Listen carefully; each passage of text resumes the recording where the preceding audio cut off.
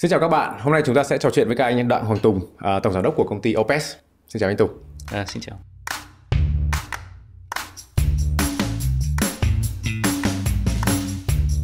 Cái chủ đề ngày hôm nay chúng ta sẽ nói về bảo hiểm số và một cái xu hướng của cái thị trường tài chính. Tuy nhiên là trước khi chúng ta bắt đầu thì anh có thể giải thích qua là rất là nhiều người tò mò về cái việc là cái bảo hiểm truyền thống với bảo hiểm số thì nó không biết là khác nhau ở chỗ nào anh? Có lẽ bảo hiểm truyền thống và bảo hiểm số khác nhau đầu tiên về cái quan điểm, về cái cách thức gọi là đưa cái sản phẩm bảo hiểm đến cho người tiêu dùng, từ cách thiết kế sản phẩm cho đến việc là mua sản phẩm cũng như là dịch vụ khách hàng và giải quyết quyền lợi bồi thường. Thì bảo hiểm số thông thường so với các sản phẩm truyền thống nó sẽ không phải là những cái sản phẩm nó quá phức tạp và quá gọi là đầy đủ về mặt quyền lợi, một cái chương trình toàn diện cho khách hàng mà cần đến những người tư vấn hoặc cần rất là nhiều kiến thức để giải thích. Bảo hiểm số nó sẽ là những cái sản phẩm đơn giản, dễ hiểu và những khách hàng có thể tự hiểu, có thể là tự tìm hiểu phục vụ chính bản thân mình và mua hàng. Chính vì thế nó đưa đến cái quy trình vận hành dùng đến gọi là các cái quy trình số hóa tự động rất là nhiều. Các sản phẩm bảo hiểm số thì nó sẽ trở nên rất là đơn giản, những cái gọi là gói bảo hiểm nhỏ với chi phí thấp và có thể mua online được, thanh toán online được, và ngay cả những quá trình tự phục vụ hoặc về sau giải quyết quyền lợi bồi thường cũng có thể ở trên online. Thì đó có lẽ là cái sự mà khác biệt là nhiều nhất với cả bảo hiểm truyền thống đang phải phục vụ một cách nó tương đối là có cái lực lượng tư vấn trực tiếp, giải quyết trực tiếp, dùng đến rất là nhiều nhân lực mà mang tính gọi là manual. Thông thường thì thời gian vừa rồi chúng ta nghe rất nhiều đến chuyển đổi số. Thì theo cái thị trường đấy thì cũng thấy là tất cả những cái lĩnh vực như kiểu là thương mại điện tử rồi các thứ là nó đi trước, và hoặc là dịch vụ nó đi trước hơn rất nhiều. Nhưng mà tuy nhiên là cái mảng bảo hiểm này thì có vẻ như nó rất là cồng kềnh, nó còn chậm. Thì không biết là theo đánh giá của anh thì anh đang đánh giá như thế nào về cái tốc độ chuyển đổi số hoặc là tốc độ chuyển mới của bảo hiểm này? Đúng là như vậy. Thì hiện tại thì ở cái lĩnh vực bảo hiểm nó cũng có lẽ là nó đi sau với cả các cái lĩnh vực kinh doanh khác, có những cái gọi là dịch vụ khác một khoảng thời gian. Tuy nhiên thì tốc độ trong thời gian vừa qua, việc chuyển đổi số, việc là áp dụng gọi là số hóa ở trong các cái dịch vụ bảo hiểm thì đã trở nên là phổ biến và có cái gọi là tốc độ nó mạnh mẽ hơn, và nó cũng tùy thuộc vào từng thị trường. Ví dụ như là các thị trường như là ở Trung Quốc, Thái Lan, Indonesia hay là ở thị trường châu Âu và Mỹ thì cái tốc độ nó mạnh và nó nhanh hơn ở các thị trường khác. Đấy thì nó cũng tùy thuộc vào các thị trường khác nữa. Nhưng in general thì đúng, đó là nếu mà so sánh về các cái ngành nghề khác nhau thì ở trong lĩnh vực bảo hiểm nó đang đi sau các cái lĩnh vực khác một chút. Không biết là nếu mà nói về cái thị trường thì hiện nay cái thị trường bảo hiểm truyền thống và bảo hiểm số, hoặc là cái thị trường hiện tại ở Việt Nam thì không biết là nó đang như thế nào anh? Câu hỏi này nó cũng khá là thú vị. Ở tại thị trường Việt Nam thì có lẽ cái việc chuyển đổi số trong lĩnh vực bảo hiểm nó đang diễn ra nhưng mà nó đang chưa được mạnh mẽ lắm.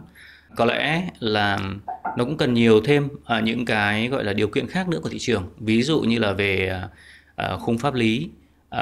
cho cái toàn bộ cái ngành công nghiệp này nó vận hành. Ví dụ như là về cái gọi là mức độ sẵn sàng của thị trường. Ở đây là người tiêu dùng, ở đây là về mặt công nghệ, và thêm nữa là cái đánh giá của các cái gọi là các player, các công ty bảo hiểm ở tại Việt Nam rằng thị trường nó đã có đủ tiềm năng, đã đúng cái thời điểm để mà đầu tư hay không. Thì nó cũng tùy thuộc rất là khác nhau vào từng công ty bảo hiểm. Tuy nhiên thì theo như cá nhân mình nhìn thấy thì cái xu thế này nó đang gọi là rõ nét và rõ ràng hơn. Các công ty đang số hóa, tự động hóa một phần nào đó gọi là các cái dịch vụ của mình, các sản phẩm của mình. Tuy nhiên nếu mà đi theo một cái mô hình hoàn toàn là số thì có lẽ là chưa nhiều, mà trong đó thì Opes là một trong những đơn vị đang đi tiên phong. Một trong những cái yếu tố quan trọng nhất là người tiêu dùng và khách hàng. Thì trong cái bảo hiểm số này, các cái dịch vụ, các cái cách tiếp cận, các cái cách hình thức thanh toán, thì không biết là cái khách hàng thì bây giờ hiện tại trong cái công ty của mình hoặc là trong cái lĩnh vực này thì khách hàng đang được đặt ở vị trí như thế nào và cần sẽ phải cung cấp những cái gì, chăm sóc ra sao, thì không biết là nó có cái gì khác như thế nào so với cả lĩnh vực truyền thống? Có lẽ là ở trong tất cả các lĩnh vực thì mọi người nói rất nhiều về việc rằng khách hàng là trọng tâm, gọi là customer oriented hay gì đó. Mà tuy nhiên thì đúng là trong thực tế một doanh nghiệp có làm đúng theo những cái tôn chỉ đó hay không thì lại là một chuyện cũng khá là khác. Còn đối với cả bảo hiểm số thì đúng là khách hàng cần phải ở trong cái gọi là trọng tâm của tất cả mọi khâu, từ gọi là vận hành của một doanh nghiệp, từ việc cái thiết kế sản phẩm nó là như thế nào để phù hợp với đối tượng khách hàng, phù hợp với cả cái hình thức vận hành số, cho đến cái dịch vụ khách hàng ở đằng sau, cho đến giải quyết quyền lợi bồi thường, thanh toán, kể cả việc thanh toán mua bảo hiểm, cũng như về sau việc trả bồi thường cho khách hàng, làm sao có thể tất cả những cái đó thuận tiện, đơn giản và một cách nhanh chóng rõ ràng nhất cho khách hàng. Thì đấy là cái mà bảo hiểm số đang nhắm đến. Trước khi chúng ta đi vào sâu hơn một chút liên quan đến các cái dịch vụ, các cái sản phẩm, thì anh cũng là một người đã công tác rất nhiều năm cho các công ty đa quốc gia, công ty quốc tế, từ AIG đến Chubb. Thì đây cũng là một câu hỏi liên quan đến cá nhân anh. Thì ước mơ của mọi người đều sẽ là làm cho công ty lớn, công ty ở nhiều quốc gia khác nhau, và công ty có một cái bề dày lịch sử rất là tốt. Tuy nhiên là anh đã quyết định bỏ những công ty lớn như vậy và anh tham gia vào Opes. Thì không biết là lý do gì mà anh quyết định như vậy? Khi mà mình mới chuyển sang Opes thì cũng có được hỏi cái vấn đề này khá là nhiều từ các bạn bè đồng nghiệp. Tuy nhiên thì đối với cả cá nhân mình suy nghĩ là như thế này. Đó là đối với mình muốn rằng là sau một thời gian mình đã có được những trải nghiệm, những thu thập kinh nghiệm nhất định ở các môi trường quốc tế, mình đã học được nhiều những cái kiến thức khác nhau, thì mình muốn làm một cái gì đó cho cộng đồng doanh nghiệp địa phương. Mình muốn gọi là truyền lại những kiến thức và những cái cách gọi là kinh nghiệm đó để mà phát triển một cái doanh nghiệp địa phương, để từ đó xây dựng cái năng lực nội tại của cái ngành bảo hiểm Việt Nam. Đấy là một trong những cái nguyên nhân đầu tiên. Cái thứ hai nữa rằng là đối với cả thị trường Việt Nam bây giờ đã có rất là nhiều thay đổi và có rất là nhiều những cơ hội mở rộng ra, mà có những cái hệ sinh thái ở trong nội địa nó tạo điều kiện cho mình có thể áp dụng và sử dụng những kinh nghiệm và những kiến thức đang có đó để làm có những cái nhiều điều mới mẻ hơn và phát triển thị trường một cách mạnh mẽ hơn. Thì đấy là những cái mà lý do mà mình chấp nhận rằng là từ bỏ những cái công việc rất là đang ổn định, rằng rất tốt ở các tập đoàn lớn ở nước ngoài, để bắt đầu một công việc nó có nhiều những cái thách thức hơn, nhưng cũng có tạo ra có thể là những cái mà gọi là thú vị hơn cho bản thân. Nếu mà tiếp cái câu chuyện này thì không biết là cái điều gì là cái điều anh cảm thấy thú vị nhất từ lúc anh tham gia vào Opes? Có lẽ đó là việc là mình được chủ động gọi là xây dựng và thử nghiệm rất là nhiều cái điều mới, từ cái cách thức vận hành cho đến là trong việc là xây dựng cái sản phẩm dịch vụ theo những cái gì mà mình nghĩ là ok, là nó hợp lý, nó là đúng, nó sẽ tạo ra những bước chuyển biến mạnh mẽ cho Opes nói riêng và cho thị trường nói chung. Đấy là những cái mà những cái hệ sinh thái mà ở trong nước mà có thể tạo ra những cái gọi là tự do, những cái freedom, những cái điều kiện để mình có thể làm những việc đó. Mình có thể là thử nghiệm rất là nhiều thứ khác nhau. Liên quan đến cái thử nghiệm, liên quan đến những cái trải nghiệm mới, thì ví dụ ở cá nhân hoặc là ở cái góc độ là người dùng, thì bảo hiểm luôn luôn là một cái dịch vụ mà mình sẽ tiếp cận hoặc là tương tác, ví dụ một năm một lần, một quý một lần. Thì không biết là bây giờ nếu mà để mình đảm bảo được cái việc là mình hiểu khách hàng, mình nắm được các cái hành vi của khách hàng, thì làm sao mà mình có thể là đảm bảo được cái độ tương tác hai chiều như vậy? Đối với cả bảo hiểm số thì cái cách thức như mình đã chia sẻ ở phần đầu, thì cách thức làm sản phẩm, cách thức mà cung cấp dịch vụ nó sẽ khác với cả công ty bảo hiểm truyền thống. Đó là việc xây dựng những cái sản phẩm mà đi theo sản phẩm nhỏ, micro, mà đi theo những cái gọi là hoạt động hàng ngày của khách hàng. Do đó cái cường độ tương tác nó sẽ rất là thường xuyên. Ví dụ những cái sản phẩm mà mình đi kèm với cả các cái dịch vụ mà họ sử dụng hàng ngày, như là một cái taxi công nghệ, ví dụ như là mua vé máy bay, ví dụ như có thể là đặt phòng khách sạn, thì đấy là những cái mà nó không phải là một năm hay là một quý, mà có thể nó xảy ra hàng ngày, hoặc là có thể là hàng tuần, hàng tháng. Thì lúc đó cái mức độ tương tác của công ty bảo hiểm và khách hàng nó sẽ thường xuyên hơn. Đấy là cái thứ nhất. Cái thứ hai nữa là đối với các bảo hiểm số thì mình sẽ có điều kiện mình đưa đến nhiều những cái dịch vụ khác nhau hơn một cách trực tiếp đến khách hàng, khi qua những cái việc xây dựng các ứng dụng mà có thể ở trên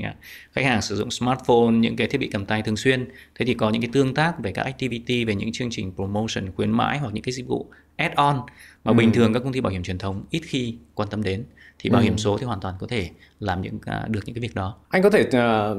cho em biết thêm một cái gọi là một cái hành trình của khách hàng của Opes là nó như thế nào, các cái điểm chạm của mình là ở đâu, và có thể là sau đấy là Opes khác gì với cả các cái player khác ở trên thị trường? Đối với cả Opes hiện tại thì công ty đang nhắm đến cái mô hình là B2B2C là khá là nhiều. Việc đưa sản phẩm bảo hiểm đến với các khách hàng nó trở nên tự nhiên hơn và đi kèm đối với cả những cái dịch vụ mà thiết yếu mà họ đang sử dụng hàng ngày. Đó là những cái việc mà mình sẽ đưa cái sản phẩm bảo hiểm vào trong hành trình của khách hàng trên ứng dụng, trong hành trình mà người ta mua một cái vé máy bay ở trên một số những cái công ty du lịch thì sản phẩm bảo hiểm nó nằm ở đó để khách hàng có thể lựa chọn được ngay. Thì đấy là một trong những cái điểm chạm đầu tiên. Điểm chạm thứ hai đó là bên mình cũng vừa mới phát triển và launch cái app của Opes, và khách hàng thì hoàn toàn có thể là sử dụng cái app đó. Thì những cái điểm chạm hàng ngày đó là những cái gọi là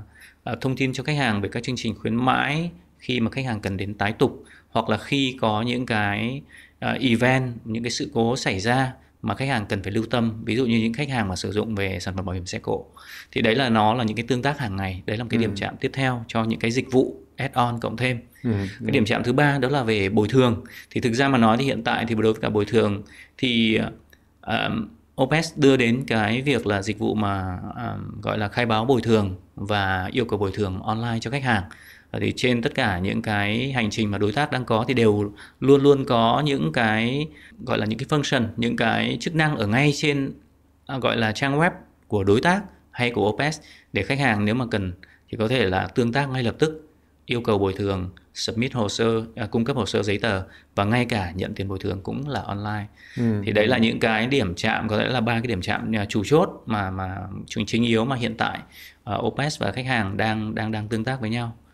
Nếu mà nghe câu chuyện này thì có vẻ như là công ty bảo hiểm, ví dụ về mặt nhân sự thì không biết là bao nhiêu % là dân công nghệ và bao nhiêu % là dân chuyên môn? Thông thường thì đúng là ở trong cái phần này thì tỷ lệ về dân công nghệ ở trong một công ty bảo hiểm số nó sẽ cao hơn. Thêm vào nữa thì có lẽ là nói một cách nó chính xác hơn, đó là việc đầu tư vào công nghệ của một công ty bảo hiểm theo hướng là bảo hiểm số thì nó sẽ nhiều hơn. Vì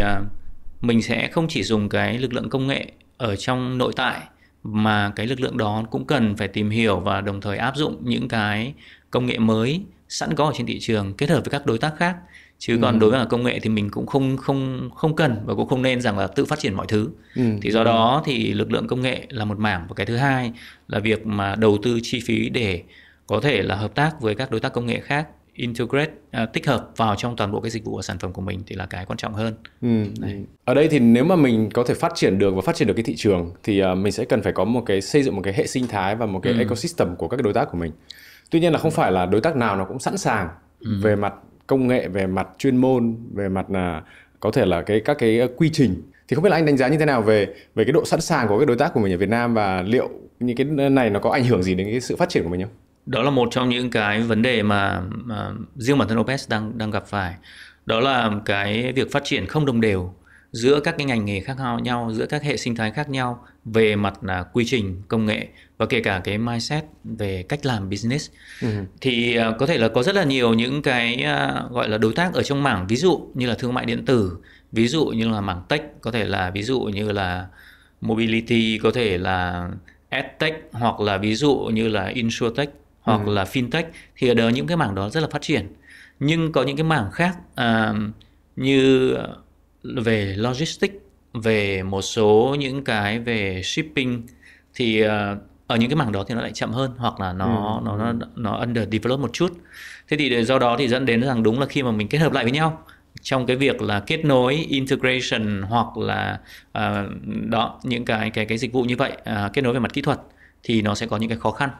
Thì do đó thì mình cũng bắt buộc nhiều khi nó sẽ phải có những cái solution để làm trong ngắn hạn. Nó chưa thể là fully gọi là integrate được, chưa thể hoàn toàn là kết nối hoàn toàn được, mà mình sẽ vẫn phải có một gọi là khoảng chờ để cho đối tác có thể là phát triển thêm. Đấy. Không biết là anh có những sản phẩm nào mà anh thật sự là tự hào, và mình rất là tự hào vì đồng đội và cái team của mình đã làm ra và đưa ra thị trường? Có lẽ là đến tại thời điểm này thì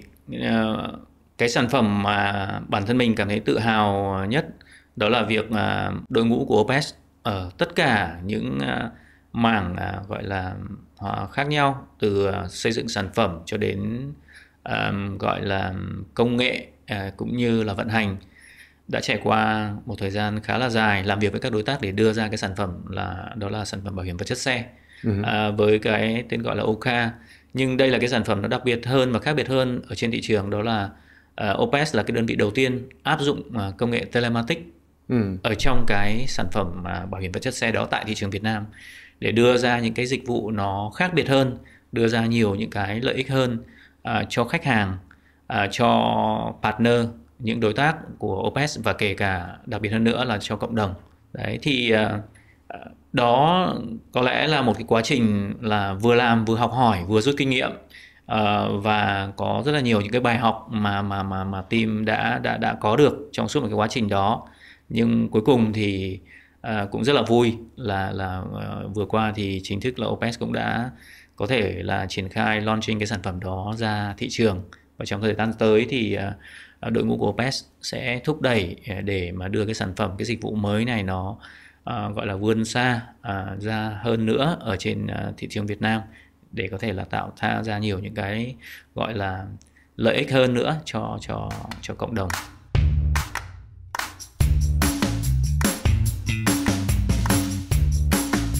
Anh có thể nói cụ thể hơn là cái Oka là nó như thế nào, cái telematics đưa vào là mình đang giải quyết những cái khâu nào, và là cái cuối cùng là cái giá trị cuối cùng cho người dùng là gì? Đối với cả công nghệ telematics này thì nó sẽ có nhiều những cái giá trị khác nhau. Tuy nhiên ở trong giai đoạn đầu thì OPS đang nhắm đến việc là sử dụng cái công nghệ này để thay đổi cái hành vi thói quen lái xe của khách hàng, để từ đó tạo ra một cái gọi là thói quen tốt hơn, một cái hành vi lái xe an toàn hơn, và từ đó tạo ra một cái cộng đồng nó an toàn và hạnh phúc hơn, khi chúng ta có thể cùng nhau giảm thiểu được những cái rủi ro về tai nạn giao thông ở trên đường phố. Thì cái công nghệ telematics này hiện tại OPS đang nhắm đến là giúp cho lái xe nhận biết được những cái hành vi lái xe của mình. Ví dụ anh tăng tốc như thế nào, anh đang thay đổi gọi là cái hướng đi ra làm sao, anh lái xe có sao nhãng hay không, hay là anh đang sử dụng gọi là phanh xe hoặc thắng xe đó, là cái thói quen đó như thế nào, nó có dễ dàng dẫn đến cái gọi là tai nạn hay không. Tất cả những cái đó nó được ghi nhận trong cái quá trình mà một khách hàng lái xe, và sau đó sẽ được gửi đến cho khách hàng, để từ đó họ có thể nhìn thấy cái điểm lái xe của anh được chấm qua một số những cái bộ chỉ tiêu đó là cái gì. Thì từ đó họ biết rằng đâu là những điểm mà chúng tôi cần phải để ý, một khách hàng cần phải quan tâm và thay đổi. Thì đấy là cái mà cái công nghệ telematics nó có thể gọi là đem đến những cái giá trị như vậy. Và cùng với đó thì OPS cũng sẽ có thể gọi là đưa ra được những cái gọi là phần thưởng, những cái gọi là món quà để gọi là khích lệ khách hàng thay đổi cái hành vi đó, và từ đó cuối cùng sẽ tạo ra một cái cộng đồng nó an toàn hơn, khi mà mọi người đều có thể là thay đổi cái thói quen của mình theo hướng lái xe là cẩn thận, hiệu quả hơn. Nếu mà em hình dung cái này thì một là mình đang đưa một cái sản phẩm vừa là đảm bảo và gọi là bảo hiểm cho họ. Tuy nhiên là anh cũng đưa các cái công nghệ telematics vào, và cũng là có một cái gamification để kích động các bạn là người lái xe hoặc là người dùng của mình là tham gia nhiều hơn. Và không biết là mình có đang đi theo cái hướng là xây dựng cả cộng đồng không, thì nó có cái kiểu là cạnh tranh, rồi là có thể nhìn các cái bạn khác ở trên đường họ như thế nào, thì không biết là nó có cả cái phần này không? Đó nó sẽ nằm ở trong cái kế hoạch mà phát triển dài hạn hơn của OPS, để từ đó nó tạo thành một cái gọi là sự lan tỏa trong cộng đồng, tạo thành một cái đấy, có thể là có cái sự so sánh cạnh tranh, để từ đó mọi người có thay đổi cái thói quen theo hướng rằng ok, họ nên lái xe an toàn hơn. Đấy. Ví dụ cá nhân anh là người lái xe kiểu gì? Mình chắc là có lẽ ở độ tuổi này mình bây giờ lái xe khá là cẩn thận. Còn hồi trẻ thì làm sao anh? Chắc là hồi trẻ là cũng không đạt tiêu chuẩn. Cũng không đạt tiêu chuẩn đâu. Cũng phải thừa nhận là như thế. Mà tuy nhiên tại vì thực sự đối với cả cá nhân thì nhiều khi mình nghĩ rằng đấy là mình đang hoàn toàn có thể là gọi là đang hoàn toàn là kiểm soát được cái hành vi lái xe của mình. Và tuy nhiên thì có lẽ những người khác lại có một cái cách nhìn khác. Và đối với cả cái công nghệ này thì mình nghĩ đối với cả ngay cả các bạn trẻ bây giờ thì họ có thể cũng sẽ có nhận được những cái feedback, góc nhìn khác từ cái công nghệ này, để chỉ ra rằng không phải rằng là anh đang kiểm soát tốt đâu, mà rủi ro nó đang nằm ở một số những cái điểm như thế này. Đấy. Bây giờ giả sử ấy, chỉ là hypothesis là nếu mà em mà lái xe mà tốt theo tiêu chuẩn của theo cái công nghệ telematics mà đánh giá tốt này, thì cái bảo hiểm của em sẽ giảm được ví dụ 20% đi. Thì liệu với cái gọi là cái mong muốn, cái thú vui của mình là muốn lái xe, muốn chạy nhanh, muốn trải nghiệm, rồi là có thể là muốn hơi có một tí gọi là adrenaline một tí, thì không biết là theo đánh giá của anh bây giờ mọi người có đánh đổi cái 20% hoặc là cái giá rẻ hơn cho bảo hiểm với cái việc là mình có thể có một cái thú vui lái xe, chạy xe nhanh không? Nhiều lúc chạy xe nhanh nhưng không phải là nó sẽ liên quan đến cái điểm xấu. Tức là nếu mà anh chạy xe nhanh nhưng mà nó nằm ở trong cái phạm vi tốc độ, nó phù hợp với điều kiện đường xá thì nó cũng không vấn đề gì cả. Cái công nghệ này nó cũng sẽ có những cái thuật toán để nó căn cứ theo những cái hành vi thói quen bình thường của mọi người để biết đánh giá rằng đâu là cái rủi ro thực tế, chứ nó không phải rằng là tốc độ cao hay tốc độ thấp. Mà đây có thể là ví dụ như là anh chạy xe nhanh nhưng là chạy xe anh tăng tốc ở trong một khoảng thời gian nó quá gấp, thì đó là những cái mà gọi là có thể là rủi ro xảy ra. Hoặc là ở những cái chặng đường mà ở đường nội thị người ta chắc chắn biết rằng chỉ 50 thôi mà anh chạy đến 70 80 thì cái đó thì cũng không khuyến khích rồi. Thì có thể, nhưng mà nếu mà anh ra cao tốc mà anh chạy xe nhanh thỏa mãn cái đam mê của anh về tốc độ thì cái đó nó cũng sẽ không bị ảnh hưởng. Đấy. Do đó thì toàn bộ cái công nghệ về telematics đó nó sẽ phụ thuộc vào tất cả những cái yếu tố đó nữa. Và nếu mà ở trong một tổng thể thì thỉnh thoảng anh chạy xe nhanh thôi thì chắc điểm của mình nó cũng sẽ không bị ảnh hưởng để phải đánh đổi những cái đó. Vì sao em hỏi, tại vì ngày xưa thì ở bên Đức thì bên đấy thì hình như là chắc là cũng duy nhất trên thế giới là nó có là không giới hạn tốc độ. Và bên đấy thì là nếu mà ai mà có cái thú vui này thì thường họ cứ hàng năm sang bên đấy và chạy 300 km/h cũng được. Thì có thể là với cái công nghệ của anh, sử dụng cái bảo hiểm của anh thì không biết là đấy có thuật toán thì là được rồi. Còn nếu mà không có thuật toán thì nó sẽ hơi ảnh hưởng một chút. Đúng vậy. Nếu mà nói về các cái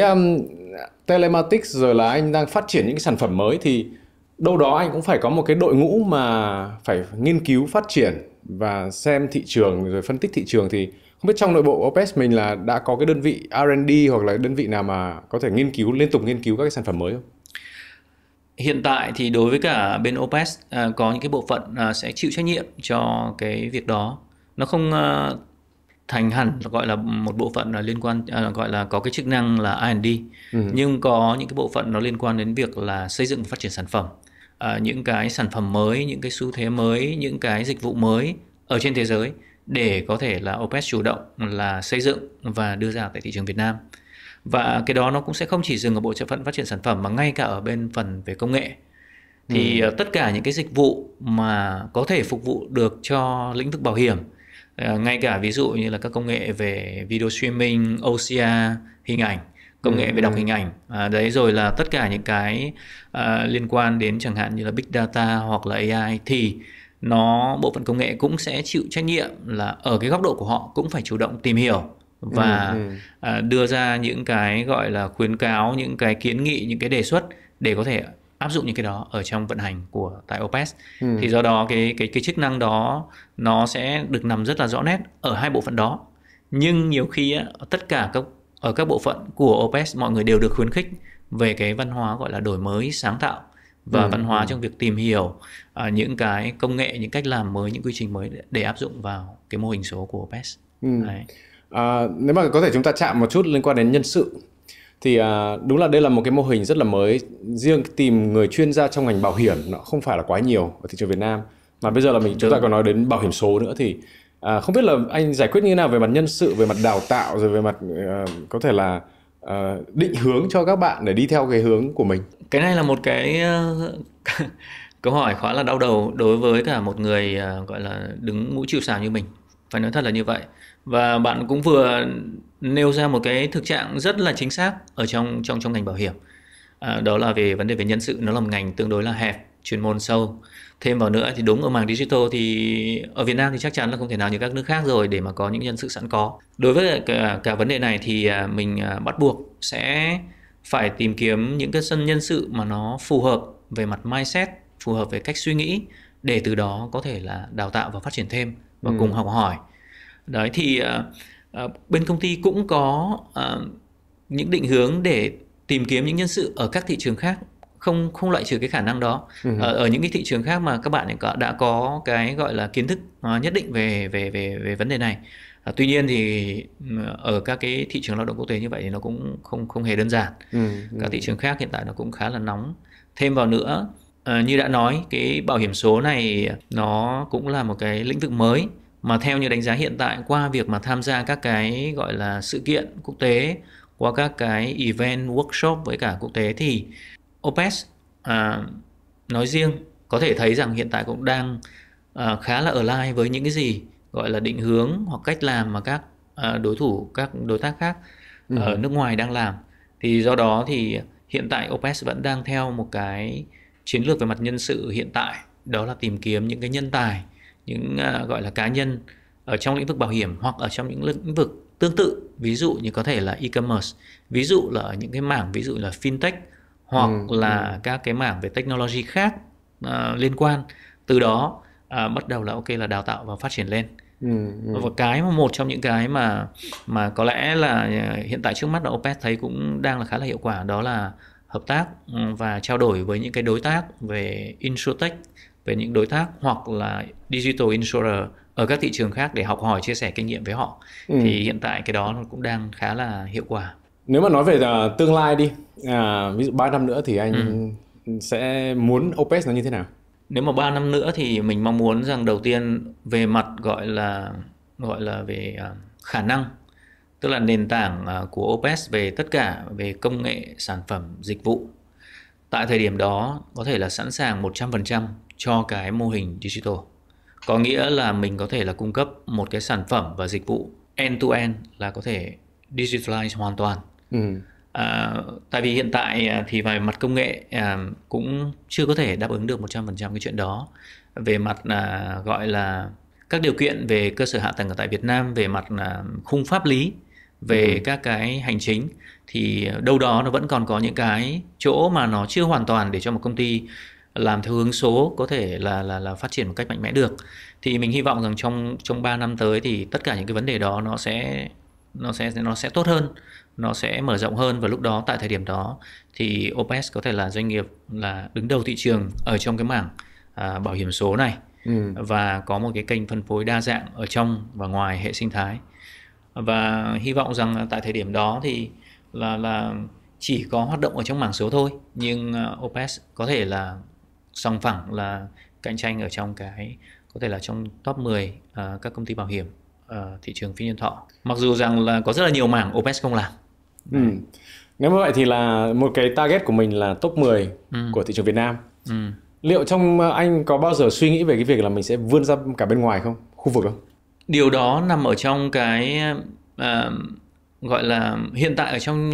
ngắn và trung hạn thì OPS chưa nghĩ đến việc đó. Tuy nhiên thì đâu đó thì cái vấn đề đó mình không bao giờ đưa ra khỏi cái agenda của một công ty cả. Nếu mà có những cái điều kiện thuận lợi thì OPS hoàn toàn có thể định hướng đến bước đó. Nhưng có lẽ là step by step mình sẽ có lẽ là cần phải tập trung vào cái xây dựng cái năng lực nội tại của OPS nó mạnh mẽ hơn nữa. Em thì thực ra là cũng vì sao hỏi, tại vì là ví dụ khu vực Đông Nam Á của mình là một trong những khu vực mà có rất là nhiều unicorn, nhưng mà các cái unicorn của Việt Nam mình thì chưa vươn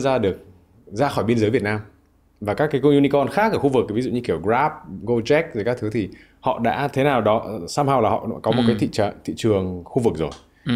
Thì Việt Nam chúng ta không biết là theo đánh giá của anh và theo anh sau khi anh đã tham gia cả các công ty đa quốc gia, công ty lớn, bây giờ là gần như là công ty khởi nghiệp,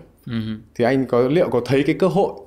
cho các cái công ty kiểu như OPS có cái đủ khả năng, có đủ tiêu chuẩn có thể đi ra ngoài được không? Hiện tại khi mà gọi là thực tế nhìn vào các cái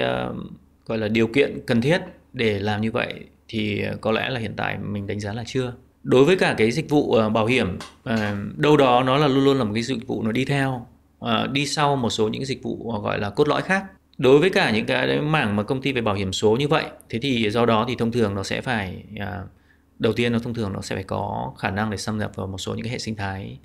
nhất định. Đấy, cái đó là cái đầu tiên. Cái thứ hai nữa ở mảng về bảo hiểm về tài chính ấy, khi mà vươn ra những thị trường khác thì bao giờ cũng vậy, nó có thêm những quy định khá là ngặt nghèo, nhiều cái điều kiện cần phải đáp ứng về gọi là quy mô vốn, về năng lực, về chẳng hạn như là những cái tính thích ứng được ở trong cái mảng về gọi là tài chính,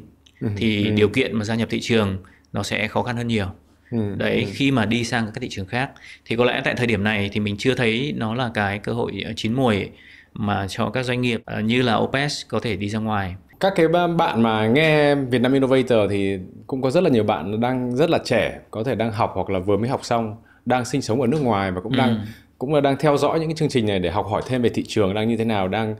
cái dynamic của thị trường nó đang diễn ra ra sao. Thì anh là một người có rất nhiều kinh nghiệm rồi, thì không biết là nếu mà anh có 2 lời khuyên cho các bạn, có thể là bây giờ đối tượng của các bạn là các bạn đang ở nước ngoài, thì những cái lời khuyên từ anh, từ những người đã có kinh nghiệm trải qua rất là nhiều thứ rồi thì sẽ là cái gì? Nếu mà các bạn trẻ thì mình nghĩ là cố gắng gọi là trải nghiệm, cố gắng gọi là thử thách bản thân mình càng nhiều càng tốt, làm việc và có thể là học hỏi ở nhiều những cái môi trường khác nhau, để từ đó có được những cái kiến thức và kinh nghiệm về sau này. Có lẽ các bạn ở nước ngoài thì sẽ có cơ hội để làm việc cho những cái tập đoàn đa quốc gia hoặc là nhiều các những gọi là công ty khác nhau rồi. Nhưng mà mình cũng muốn là đề cập đến với các bạn ở trong nước là cũng nên rằng là thử sức mình, trau dồi cái kiến thức và đồng thời là sẵn sàng là gọi là có thể là chịu khổ chịu cực để mà có thể là trải nghiệm và làm việc trong các môi trường của các công ty đa quốc gia, có thể là ngay cả các thị trường khác, dám gọi là vươn ra ngoài để đi làm, học hỏi kinh nghiệm. Đừng nghĩ vội đến gọi là những cái gì mà gọi là cho bản thân mình. Đây là thời gian mà các bạn nên là tích lũy kiến thức, tích lũy kinh nghiệm trước, để đấy là cái vốn sống và vốn kiến thức